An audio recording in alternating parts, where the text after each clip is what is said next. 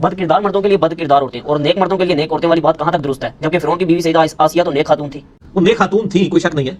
اور یہ جو آیت ہے یہ بھی آؤٹ آف کانٹیکسٹ لی گئی، سورہ نور کی آیت ہے کہ اللہ تعالیٰ فرماتا ہے کہ پاکیزہ مردوں کے لیے پاکیزہ عورتیں ہیں، بدکار مردوں کے لیے بدکار عورتیں ہیں، اسی طریقے سے بدکار عورتیں بدکار مردوں کے لیے. وہ سب اس کے ساتھ لیا تھا. سورہ نور آپ پڑھ لیجیے گا، اس میں ڈیٹیل کے ساتھ میں نے اس کے اوپر لیکچر بھی دیا ہوا ہے، مسئلہ 158 زنا کی سزا اور یہ ساری چیزیں.